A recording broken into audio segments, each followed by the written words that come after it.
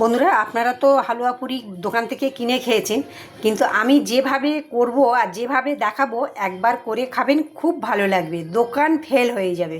তো এখানে আমি 2 কাপ ময়দা নিয়েছি আর সুজি নিয়েছি, এখানে দেখুন মানে হাফ বাটির একটু বেশি।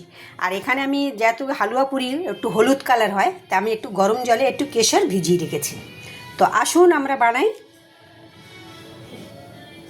একটা কথা বলে রাখি, আমাদের বাড়িতে একজন ঘি খায় না, সেই জন্য আমি ঘি দিয়ে রান্না করলাম না, আমি তেল দিয়ে করছি। তো আপনারা ঘি দিয়ে করবেন, ঘি দিয়ে করলে দ্বিগুণ টেস্ট বেড়ে যায়।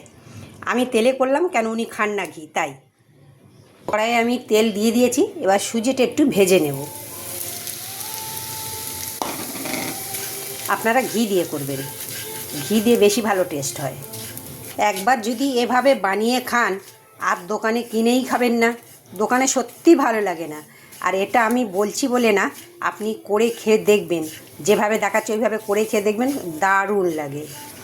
তো বন্ধুরা, সুজিটা ভাজা হয়ে গেছে, বেশি লাল লাল করে ভাজবো না, যে এটা হালুয়া পুরি সাদা সাদাই থাকবে। তো এখন আমি জল দিয়ে দেব, একটু আমি নুন দিয়ে দেবো। আমরা সবাই জানি একটু মিষ্টি, যে কোনো মিষ্টি জিনিসে একটু নুন দিলে ভালো হয়। ভিজিয়ে রেখেছিলাম, এটা দিয়ে দেবো। এটা দেওয়ার কারণ একটাই বন্ধুরা, একটু হলুদ কালার আসবে, তাই দেখতেও ভালো লাগবে। আমি যতটা সুজি নিয়েছিলাম ততটাই চিনি দিয়ে দিলাম।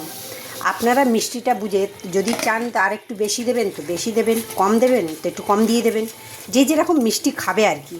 এটার মধ্যে একটু চিনি, স্বাদ মতো নুন, একটু তেল। এটা মাখা হবে ঠিক লুচির মতো, লুচি আমরা যেরকম লুচি করি ওইভাবেই। সুজিটা হয়ে গেছে, এবার নামিয়ে নেব। বন্ধুরা, লেচিগুলো কেটে নিয়েছি এখানে, তা আমি এবারে আর এখানে তেল দিয়ে দিয়েছি। তেল গরম হয়ে গেছে, আমি ওই একটা ছোট্ট ছেড়েছি। এটা সাদা সাদা করে তুলে নিতে হবে, এটা মানে লুচির মতো লাল লাল হবে না।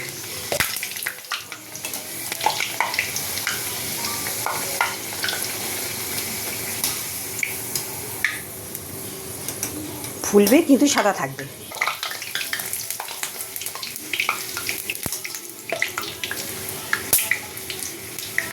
লুচিগুলো ভাজা হয়ে গেছে, এবারে হালুয়াগুলো এর মধ্যে দিয়ে দেব। এরমভাবে দিয়ে এই মুড়ে দেবেন, ব্যাস এই দেব। এইভাবে আবারও একটা দেখিয়ে দিচ্ছি, এই খুব সোজা একদম। বন্ধুরা, হয়ে গেছে হালুয়া পুরি। যদি ভিডিওটা ভালো লেগে থাকে লাইক শেয়ার কমেন্ট করবেন, আর আপনাদের ভালোবাসাইতে আমি এগিয়ে যাব। ভিডিওটা দেখার জন্য ধন্যবাদ।